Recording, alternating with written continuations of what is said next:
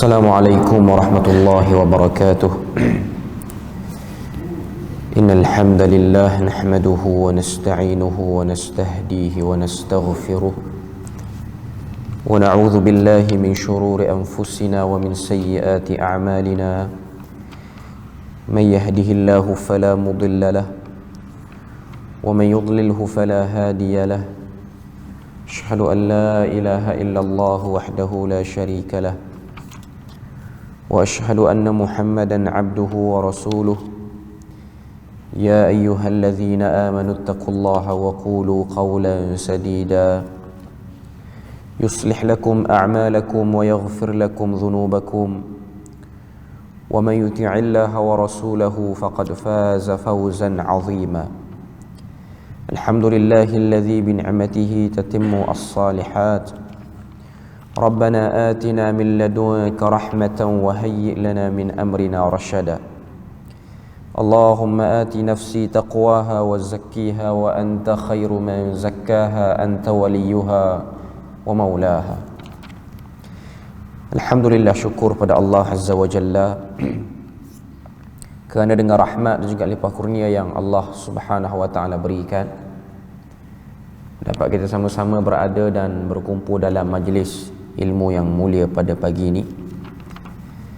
Dan insya-Allah sambungan kita daripada kitab Al-Adabul Mufrad pada bab Ad'iyatur Rasul sallallahu alaihi wasallam, ataupun doa-doa yang warid daripada Rasulullah sallallahu alaihi wasallam.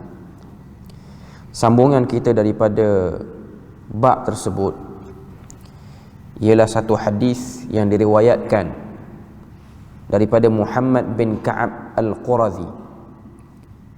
Kata Muhammad bin Ka'ab Al-Qurazi, qala Muawiyah bin Abi Sufyan 'ala al-mimbar. Telah berkata Muawiyah bin Abi Sufyan radhiyallahu anhu ketika mana ia sedang berada di atas mimbar, maknanya dia sedang berkhutbah. Innahu la mani'a lima a'taita wala mu'tiya lima mana'a Allah wala yanfa'u dzal jaddi minhul jaddu wa man yuridillahu bihi khairan yufaqqihhu fid din. Sami'tu haula'il kalimat minan nabiy sallallahu alaihi wasallam ala hadhihi al-a'wad. Apa maksud dia? Kata Muawiyah bin Abi Sufyan radhiyallahu anhu ketika mana dia berada dan sedang berkhutbah di atas mimbar, dia sebut beberapa kalimah.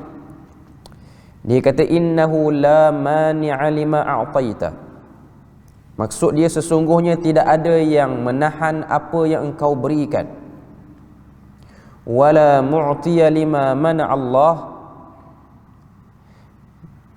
dan tidak ada yang memberi apa yang Allah Ta'ala itu tahan.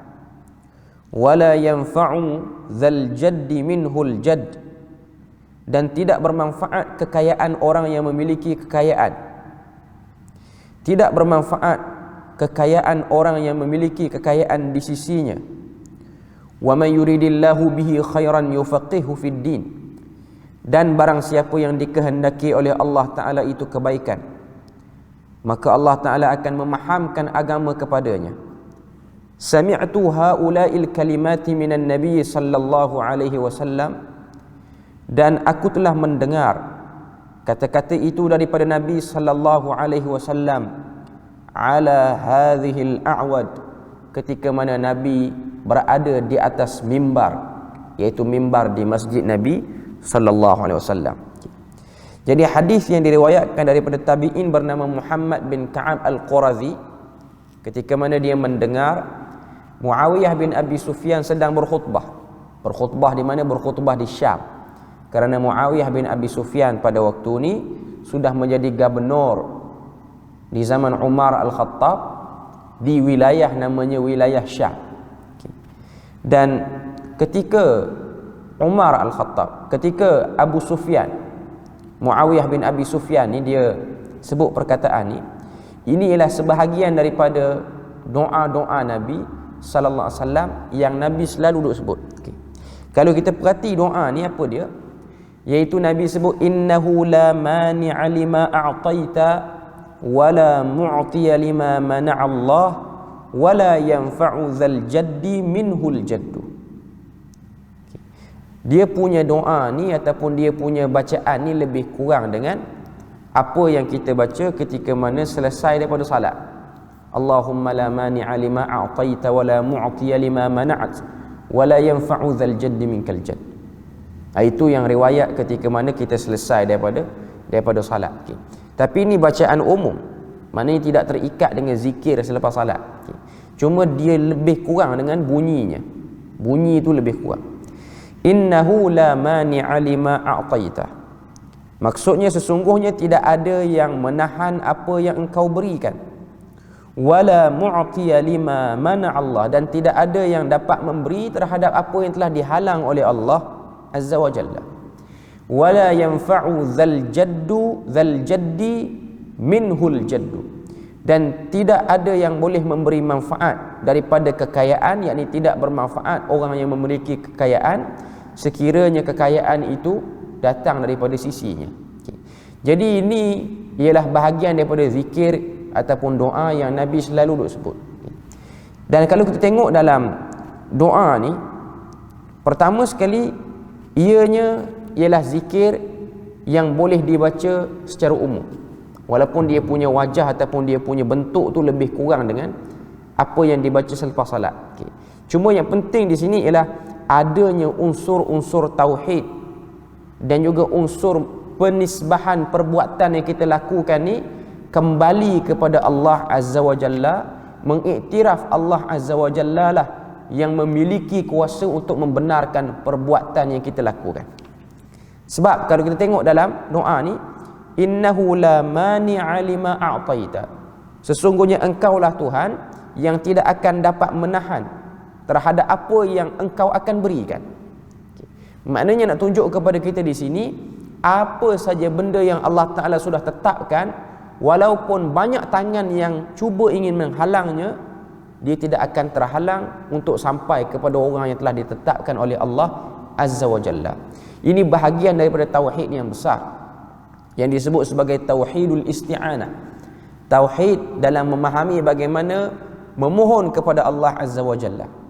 Maknanya kita bila mana kita nak memohon pada Allah Azza wa Jalla, inilah benda yang kita kena ada waktu meminta kepadanya, bahawasanya segala izin itu mari daripadanya. Wala mu'tiya lima mana Allah, dan tidak ada orang yang boleh memberi terhadap apa yang Allah Ta'ala telah halang.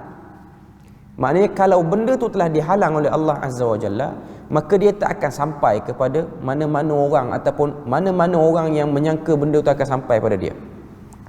Wala yanfa'u dzal jaddi minhul jadd, tidak bermanfaat orang yang ada kekayaan. Al-jadd, sebahagian riwayat mengatakan al-ghina, itu yang disebutkan oleh Al-Khattabi. Ada sebahagian mengatakan al-jadd di sini maksudnya al-hadh. Al-hadh maksud dia bahagian. Wala yanfa'u dzal jadd minhul jaddu, tidak bermanfaat orang yang mempunyai kekayaan, kerana kekayaan itu datang daripada Allah Azza wa Jalla. Jadi apa yang disebutkan di sini ialah bahagian daripada penjelasan tauhid.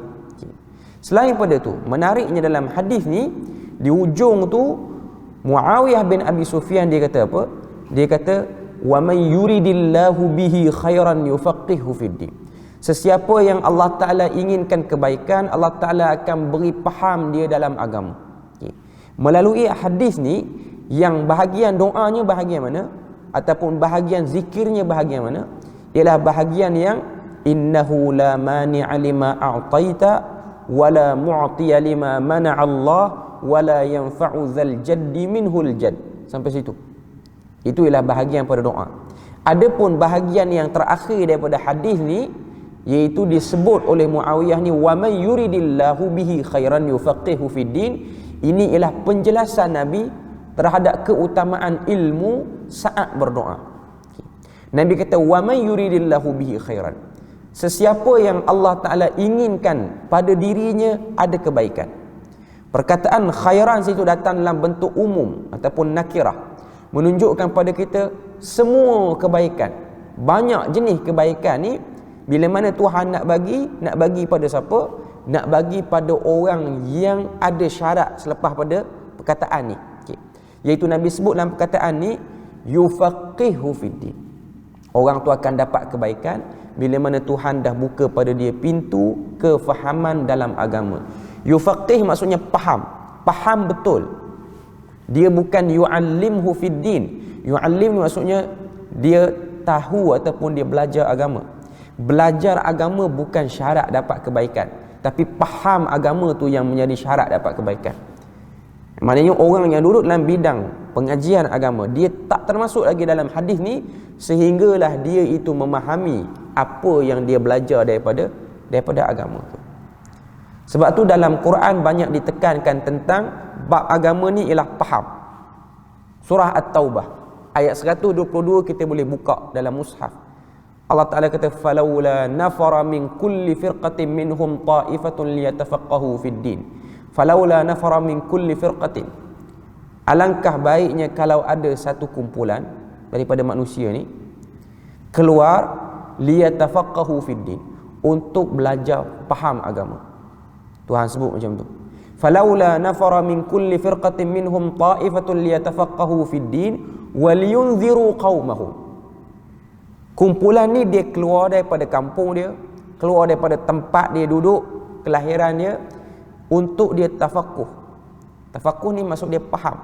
Sebab tu perkataan fiqh maksudnya ialah faham. Kita faham kenapa kita kena buat benda ni. Dan fiqh itu bukan hanyalah berkait dengan amal ibadat. Tahu tata cara solat, tahu berkaitan macam mana nak puasa, perkara membatalkan puasa, perkara yang membatalkan solat, perkara yang menjadi syarat sah salat, haji ke puasa ke, dia tidak terhad pada benda-benda tu saja. Tapi faham itu ialah benda yang besar dalam agama. Sebab tu Al-Imam Abu Hanifah bila mana dia nak bercakap tentang akidah, perkara akidah, dia namakan benda tu sebagai fiqhul akbar, benda yang paling utama untuk difahami. Sebab tu ada kitab yang dinisbahkan kepada qaul Abu Hanifah berkenaan dengan akidah. Kitab tu diberi nama dengan Fiqhul Akbar. Ada yang mengatakan kitab tu ditulis oleh Abu Hanifah, dan ada yang mengatakan ia ditulis oleh Abu Yusuf, murid kepada Abu Hanifah. Cuma poin dia ialah akidah itu disebut juga dengan fiqh, iaitu fiqh bermaksud faham. Perkara utama yang perlu difahami dalam agama iaitu berkaitan dengan akidah. Tapi umum bila mana kita sebut fiqh, kita akan nampak berkaitan dengan ibadat, muamalat, rumah tangga, nikah kahwin, itu saja. Okay. Tapi secara umumnya fiqh itu ialah apa-apa saja yang dinisbahkan pada agama, daripada akidahnya, daripada syariatnya, daripada adab dan akhlak Islamiahnya, kita faham kenapa kita kena buat seperti itu. Okay. Jadi itu disebut sebagai al-fiqhu. Jadi Nabi sebut dalam hadis ni, wa man yuridillah, sesiapa yang Allah Ta'ala inginkan kebaikan, Allah Ta'ala jadikan dia faham agama. Memang hakikatnya orang yang memahami agama ialah orang yang berkumpul pada dirinya kebaikan. Dengan sebab dia faham agama dan elok kefahaman agamanya itu, menyebabkan dia dalam tindak tanduk yang dia lakukan sehariannya, dia ialah orang yang paling berakhlak, orang yang paling bagus pengurusannya, dengan sebab dia faham. Belum pasti ataupun belum tentu orang yang belajar tu dia dapat kebaikan, tapi yang ditekan ialah faham. Jadi bila mana kita belajar, kita nakkan kefahaman, kerana dengan kefahaman itu dia akan memudahkan pengamalan. Kalau orang yang tidak faham, maka dia akan beramal dengan sangkaan. Quran sebut yadhunnuna dhannal jahiliyah, mereka menyangka dengan sangkaan orang-orang yang jahil. Walaupun nampak seperti orang yang beribadat, ataupun nampak seperti orang yang melakukan ritual, spiritual, emosi apa semua. Okay. Tapi hakikatnya dia melakukan benda yang bersifat ikutan yang tidak difahami. Sebab tu Islam ni dia letakkan syarat dalam beragama ni, kita ada bab yang kita kena faham. Walaupun di sana ada bab yang disebut sebagai amrun ta'abbudi, yang tak boleh nak faham. Contoh, ibadat-ibadat yang kita lakukan diletakkan pada waktu-waktu sekian. Contoh salat. Kenapa kena ada salat pada waktu subuh, waktu zuhur, asar, maghrib, isyak? Kenapa kena ada pada waktu ni? Kenapa tak dibuat pada waktu lain? Dan kenapa bilangan rakaatnya berbeza? Kenapa salat subuh ni 2 sedangkan awal pagi ni tengah segar elok, patutnya 8 pun okey. Sepatutnya. Okey. Tapi kenapa 2? Yang paling segar itu paling sikit, yang paling last dah mengantuk dah isyak 4. Itu dia panggil amrun ta'abbudi. Benda yang kita tak boleh nak korek lebih-lebih sebab ketetapan sudah datang dengan seperti itu. Tapi di sana ada bab-bab yang kita boleh faham. Kenapa disyariatkan zakat? Kenapa disyariatkan seperti ini, syarat-syarat seperti ini dalam salat apa semua ataupun dalam ibadah-ibadah lain. Okay. Cuma nak beritahu pada kita Islam itu dia berdiri di atas dasar faham. Sebab tu kita tengok dalam kitab Sahih Bukhari, hadis yang pertama, hadis yang awal-awal, bukan pertama, yang awal menceritakan tentang permulaan wahyu. Apa Aisyah cerita? Ketika mana Nabi terima wahyu di Gua Hira, sehingga beberapa kali Jibril alaihissalam ni dia peluk Nabi. Nabi kata faghattani. Nabi kata Jibril memeluk aku hatta balagha minnil jahad, sehingga sampai aku ni sesak nafas. Thumma arsalani, kemudian dia lepaskan aku. Kemudian Jibril kata iqra, bacalah. Faqultu ma ana biqari'in, aku kata aku ni tak boleh baca. Poin last sekali apa yang diberi kepada Nabi, 3 ayat pertama daripada surah Al-Alaq, iqra wa rabbukal akram, iqra bismi rabbikal ladzi khalaq, khalaqal insana min 'alaq, iqra wa rabbukal akram. Ini 3 ayat yang diberikan. Perkataan iqra yang pertama itu, iqra ni ialah baca, tapi yang tepatnya ialah istiqra, baca dan teliti terhadap apa yang dibaca. Daripada iqra itu akan pergi kepada stage seterusnya, iaitu al-fahmu ataupun al-fiqhu. Ada sebahagian ulama kata iqra, al-fahmu, baru al-fiqhu. Maknanya baca, faham, barulah al-fiqhu ni faham dengan jelas. Jadi kadang-kadang kita baca, kita baru faham makna baru, macam kita baca Quran. Okay, faham makna alhamdulillahirabbil alamin, segala puji bagi Allah Tuhan sekalian alam. Baru faham makna, belum lagi fiqh yang sebenar pada apa yang dimaksudkan pada ayat tu. Kalau orang yang nak belajar dengan teliti, dia akan tahu alhamdu, dia akan bahas bermula pada alif lam, pada perkataan alhamdu. Apa yang dimaksudkan dengan alhamdu ataupun alif lam di hadapan itu, kita akan belajar dalam kitab tafsir. Para ulama tafsir sebut alif lam di hadapan itu ialah istighraq. Istighraq maksud dia apa? Menenggelamkan semua sekali pujian manusia, hanya balik kepada Allah Azza wa Jalla. Maknanya nak faham dalam kepala kita, apa-apa saja pujian yang diletakkan pada makhluk, last sekali akan balik pada Tuhan. Sebab makhluk itu menumpang daripada kasih sayang Tuhan, menumpang daripada perbuatan Tuhan terhadap dirinya. Itu dia panggil al-fiqhu. Jadi iqra, al-fahmu wal-fiqhu. Okay. Kata Muawiyah bin Abi Sufyan, sami'tu haula'il kalimati minan nabi, aku telah mendengar kalimat-kalimat ni daripada Nabi. Ala hadhil a'wad, ketika mana Nabi berada di atas kayu-kayu mimbar ini. Ud ni maksud dia kayu, jamak dia al-a'wad. Maksudnya ketika mana Nabi berdiri di atas mimbar, aku mendengar kalimah-kalimah ini dibacakan oleh Nabi sallallahu alaihi wasallam. Sebab tu kalau kita tengok doa Nabi, zikir Nabi ni dia ringkas, dia tak banyak, tapi dia jami' dan mani', dia ringkas dan padat. Kalimah yang Nabi guna untuk berdoa, kalimah yang balighah, kalimah yang tepat dan mendalam. Sebab tu kalau kita amati baik-baik perkataan yang Nabi ajar pada kita ni, innahu la mani'a lima a'tait wala mu'tiya lima mana'a Allah wala yanfa'u dzal jaddi minhul jaddu. Orang yang belajar bahasa Arab dia akan tengok perkataan mani', perkataan mu'ti di sini ialah menunjukkan tentang fi'il, isim fa'il dan juga isim maf'ul disebut di sini. Okay. Maknanya nak tunjuk pada kita bagaimana Nabi telah menggunakan perkataan yang paling terbaik untuk menjelaskan tauhid dan membantu seseorang tu bila mana dia faham perkataan ni, dia akan tinggi tawakal dia pada Allah Azza wa Jalla. Itu antara hikmah bila mana kita memahami. Sebab tu afdal kita berdoa dengan doa yang disebut oleh Nabi. Maknanya kita kena usaha sikit lah untuk kita belajar sikit bahasa Arab, bukan nak belajar sampai pandai faham ataupun pandai bercakap pun. Okay.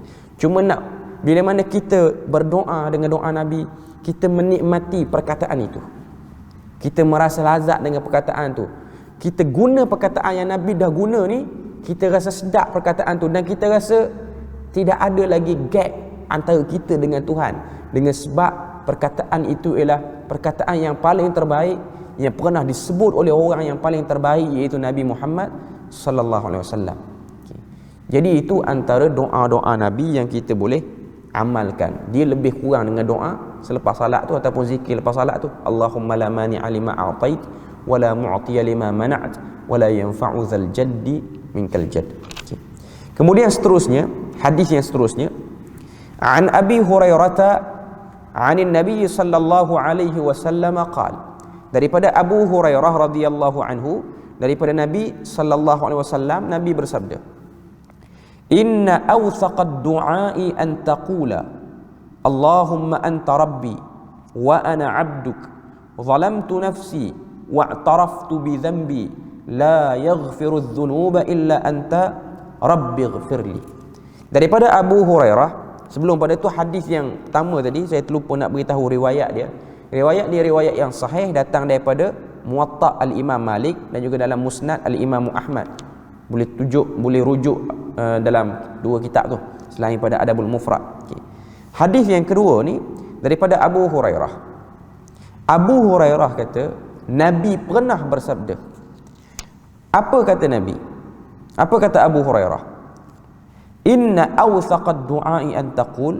Dia kata, Nabi kata, sesungguhnya doa yang paling kuat, awthaqad du'a, Nabi sifatkan doa ni paling kuat, an taqul, iaitu menyebut Allahumma anta rabbi, ya Allah, engkaulah Tuhanku ataupun Rabbku, wa ana abduk, dan akulah hambamu, zalamtu nafsi, aku ini telah menzalimi diriku, wa'taraftu bi dhanbi, dan aku mengakui dosaku, la yaghfiru adh-dhunuba illa anta, tidaklah yang mengampunkan dosa-dosa itu melainkan engkau, rabbighfirli, wahai Tuhan engkau ampunkan aku. Hadis ini dinilai sebagai sahih li ghairihi, yang diriwayatkan daripada Imam Ahmad bin Hanbal dalam kitab dia Musnad. Doa ni kalau kita tengok apa yang disebutkan sini, pertama sekali kalau kita perhati doa ni sama macam doa sebelum ni, unsur tauhid yang sangat jelas yang Nabi sebut dalam ni. Dan disebut juga dalam ni ialah pengakuan hamba atas dosanya dan permohonan pertolongan seorang hamba tu kepada Allah Azza wa Jalla, dan dia pohon benda yang paling penting dalam hidup, iaitu mohon ampun dosa. Kalau kita tengok doa ni sekali lagi, Allahumma anta rabbi, ya Allah engkaulah Tuhanku. Rabb ni maksudnya Tuhan yang menguruskan kehidupan. Wa ana abduk, dan akulah hambamu. Ini pengiktirafan. Kita iktiraf kita ni hamba, Allah Ta'ala tu Tuhan. Dan Allah Ta'ala ni dia suka manusia ni dia tazallul baina yadaihi, dia merendah diri, mengiktiraf, menghina diri di hadapan dia. Tuhan suka benda tu. Zalamtu nafsi, aku ialah makhluk yang sangat banyak menzalimi diriku. Wa'taraftu bi dhanbi, dan aku mengakui terhadap dosa-dosaku. La yaghfiru adh-dhunub illa anta, tidak ada yang boleh mengampunkan dosa itu melainkan engkau. Ighfir ni maksudnya ialah mohon ampun, padam pada catatan amalan, lepas tu jangan ambil tindakan lagi atas dosa tu. Ini dia panggil Al-Ghaffar, sifat Allah Azza wa Jalla. Dalam Quran surah Ghafir, Allah Ta'ala sebut Ghafiriz zambi wa qabilit taub syadidil iqabi dzit taul. Akulah Tuhan yang mengampunkan dosa. Ghafiriz zamb wa qabilit taub, akulah yang menerima taubat.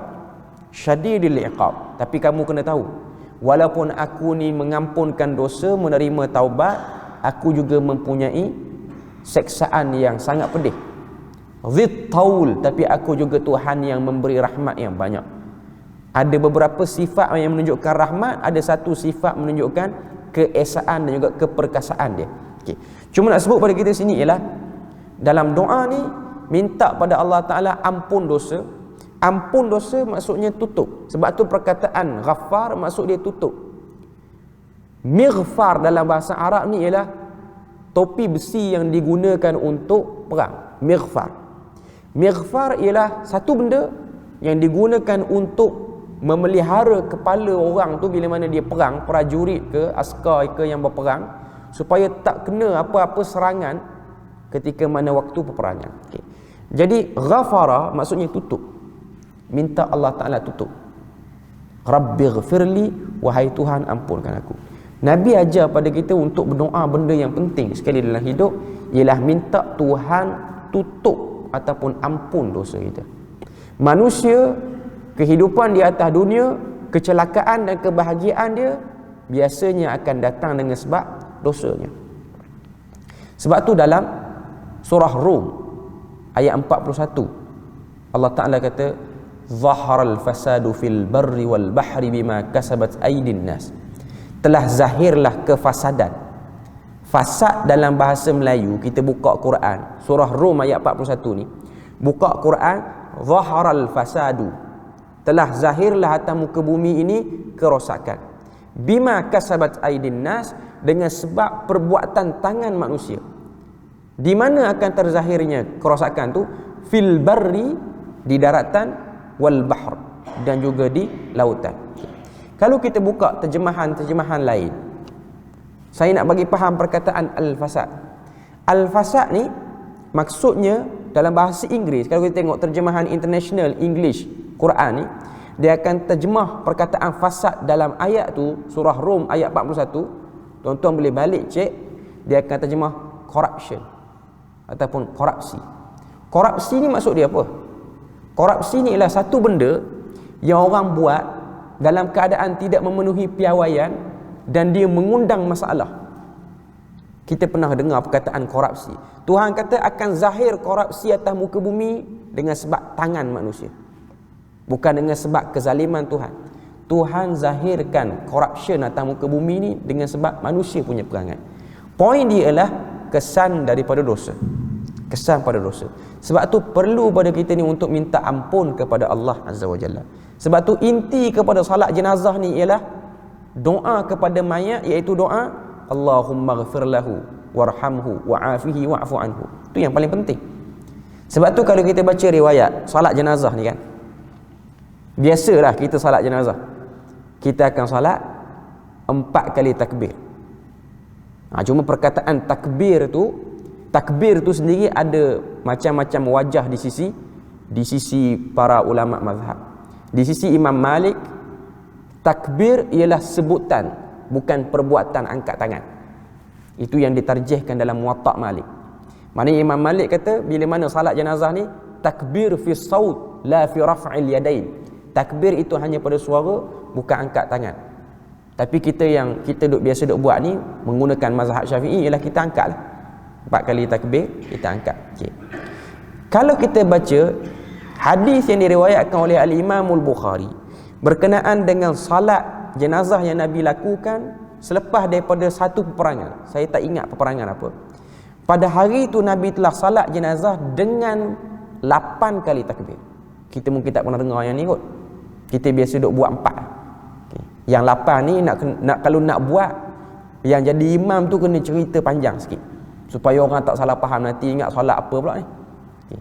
Dia ada riwayat sampai 8 kali. Angkat takbir tu 8 kali. Okay. Pada takbir yang banyak-banyak tu sampai 8 tu, apa yang Nabi duk ulang? Nabi duk ulang doa keampunan kepada si mati. Sebab Nabi tahu dan semua kita tahu, si mati berhajat akan bersih pada dosa. Itu je yang dia nak. Pada waktu tu dia berharap orang-orang yang hidup atas dunia ni tolong doa pada aku, dosa aku clean, bersih. Itu yang aku nak. Aku tak mahu ni lain. Dan Nabi duk ulang riwayat Bukhari ialah Allahumma ghfir lahum warhamhum wa'afihim wa'fu anhum. Allahumma ghfir lahum warhamhum wa'afihim wa'fu anhum. Akad takbir lagi. Allahumma ghfir lahum warhamhum. Sebab itu yang penting kepada si mati. Sebab tu antara sunnah, kalau kita waris kepada si mati, imma anak ataupun orang terdekat, atas nama nak menolong si mati, kita kena memperbanyakkan doa keampunan kepada si mati. Sebab dia berhajat pada benda tu. Maknanya andai kata dia boleh ekspresikan apa yang dia nak, Kalau dia boleh bercakap lah, dia akan sebut dia nak benda tu. Sebab inti pada solat jenazah ialah keampunan. Sebelum mati pun duk ajar sebut benda-benda macam ni. Iaitu doa yang kita duk baca tadi lah, yang dalam riwayat Abu Hurairah tadi, Allahumma anta rabbi wa ana abduk zalamtu nafsi wa a'taraftu bi dhanbi la yaghfiru dhunuba illa anta rabbi ighfirli. Sebab manusia ni antara syarat yang paling utama dan juga orang kata apa, sebab yang paling utama seseorang tu boleh masuk syurga ialah bersih pada dosa. Bersih pada dosa ni ialah penyelamat yang paling kuat untuk seseorang tu tak dihisap lama, cepat urusan dia di akhirat. Sebab tu kalau kita tengok dalam Quran, Tuhan sebut bila mana ahli syurga dia masuk syurga, apa malaikat sebut untuk sambut ahli syurga ni? Malaikat kata salamun alaikum tibtum, salam sejahtera ke atas kamu dan telah bersihlah kamu daripada dosa. Maknanya yang masuk syurga ni ialah orang yang bersih pada dosa. Tidak ada satu dosa, walaupun dosa yang kecil. Nak sebut pada kita, keampunan ni benda yang penting. Sebab tu ada sebahagian para ulama, antaranya Al-Imam An-Nawawi dalam kitab dia Majmu' Syarah Muhadzab, syarah kepada matan Muhadzab oleh Syirazi. Bila mana dia bahas tentang khairud du'a bainal khutbatain, sebaik-baik doa di antara dua khutbah pada hari Jumaat ialah doa keampunan. Tidak ada doa lain yang lebih baik pada waktu itu. Maksudnya kita manfaat, banyak akan berdoa supaya minta ampun. Sebab tu bila mana kita duduk antara dua sujud, kan, duduk antara dua sujud, ada riwayat selain pada Nabi baca Rabbighfirli warhamni wajburni ni, ada riwayat Nabi baca Rabbighfirli. Ada. Nabi tak tambah lebih pada tu. Saya nak sebut sini apa dia? Walaupun Nabi itu ghafarallahu ma taqaddama min dhanbihi wa ma ta'akhkhar, Allah Taala ampun Nabi ni dosa yang lepas dan dosa yang akan datang. Erti kata lain, maksum Nabi ni. Tapi Nabi duk ajar kepada umat dia, ajar kepada sahabat dia, tolong beri penekanan kepada doa minta ampun dosa. Sebab tak semua orang selamat daripada benda ni. Benda tu selalu disebut. Tujuan dia apa?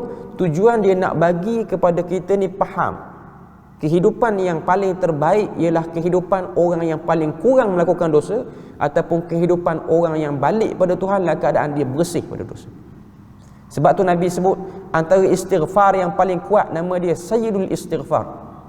Allahumma anta rabbi la ilaha illa anta khalaqtani wa ana abduk wa ana ala ahdika wa wa'dika mastata'tu a'udzu bika min syarri ma sana'tu abu'u laka bi ni'matika alayya wa abu'u bi dhanbi faghfirli fa innahu la yaghfiru adh-dhunuba illa anta. Ini bacaan pada waktu pagi dan juga pada waktu petang. Dan doa yang kita duk baca ni pun dalam riwayat Abu Hurairah ni pun lebih kurang dengan Sayyidul Istighfar, lebih kurang. Dan Nabi dah sebut hadis ni, Nabi kata awsaqad du'a, doa yang paling ampuh ataupun doa yang paling kuat. Dalam ni tidak disebut benda lain melainkan pengiktirafan kita hamba, kita banyak buat dosa, banyak zalim diri, dan iktiraf Tuhan ini ialah Rabb, pengurus kehidupan kita, pentadbir kehidupan kita, dan mengiktiraf Allah Ta'ala lah yang adanya sifat Ghaffar, iaitu sifat pengampun. Okay.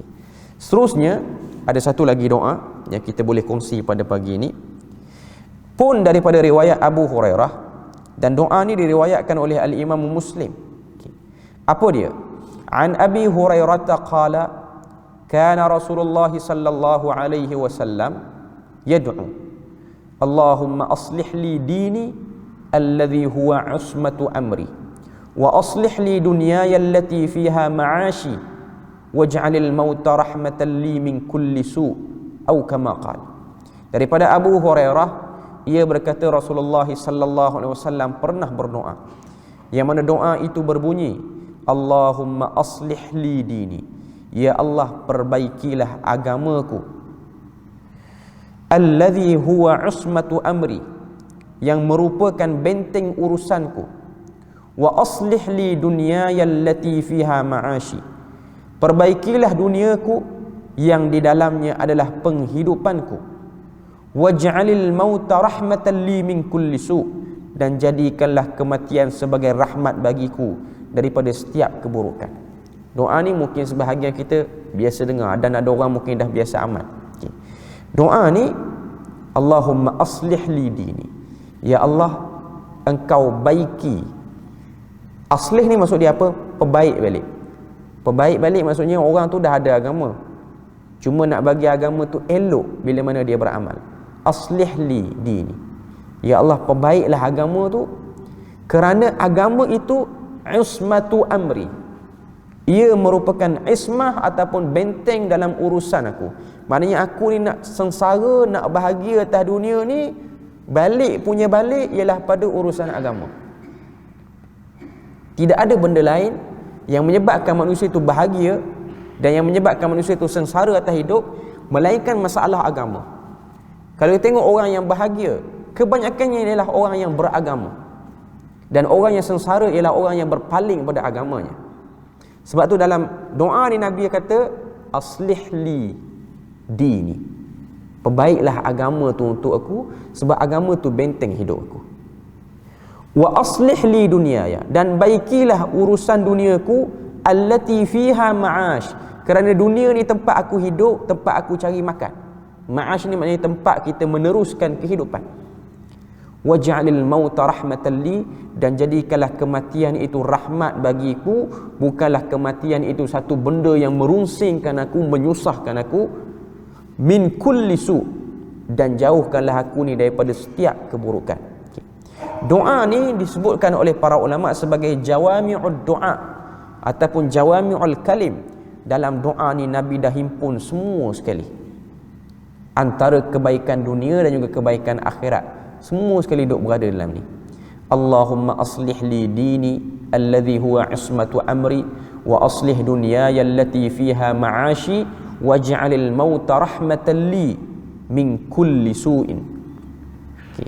Ini antara doa yang Nabi SAW ajarkan kepada kita untuk kita amalkan harian. Okay. Dan ketiga-tiga doa yang dah kita lalui tadi, bermula hadis yang diriwayatkan daripada Muawiyah bin Abi Sufyan, iaitu doa yang berbunyi, innahu la mani'a lima a'tait wa la mu'tiya lima mana'a Allah wa la yanfa'u dzal jaddi minhul jaddu. Ini yang pertama, hadis yang awal-awal kita baca daripada awal kuliah tadi. Okay. Doa ni tidak ada waktu yang khusus untuk kita baca. Yang lepas salat tu bunyi dia lain sikit. Yang lepas salat tu Allahumma la mani'. Yang ni dia start innahu la mani'a lima a'tait wala mu'tiya lima mana' Allah. Kalau yang lepas salat wala mu'tiya lima mana'ta, itu dia punya sirah ataupun dia punya bunyi tu. Okay. Wala yanfa'u dzal jaddi minhul jadd. Yang ni mana-mana keadaan, mana-mana tempat kita boleh baca. Yang kedua yang kita dah lalu tadi, Allahumma anta rabbi wa ana 'abduk zalamtu nafsi wa'taraftu bi dhanbi la yaghfiru adh-dhunuba illa anta rabbi ighfirli. Kemudian yang ketiga yang kita bahas yang baru tadi ni, Allahumma aslih li dini alladhi huwa ismatu amri wa aslih dunyaya allati fiha ma'ashi waj'alil mauta rahmatan li min kulli su'in. Okay. Jadi tiga-tiga doa ni kalau kita tengok cara Nabi berdoa ringkas. Nabi tidak berdoa dalam doa yang terlampau panjang dan meleret, tidak. Jadi doa Nabi adalah doa-doa yang mudah dan doa-doa yang ringkas. Okay. Jadi kalau tengok apa yang Nabi ajar dan tinggalkan kepada kita ni, ini ialah pusaka Nabi SAW. Okay. Ialah benda-benda yang mudah untuk kita amalkan. Dia bukan payah. Dan kita kena setting dalam kepala kita, berdoa ini mestilah tepat, bukan panjang. Ada orang dia faham doa ni kena panjang. Dalam doa ni kita diminta untuk adanya ilhah, merintih. Dan doa tu mestilah kalimahnya tepat. Kalimahnya tepat. Kalau dia tepat, maka dia mendapat rahmat daripada Allah Azza wa Jalla. Sebab tu kalau tengok doa Nabi Ibrahim, bila mana siap buat Kaabah, apa dia?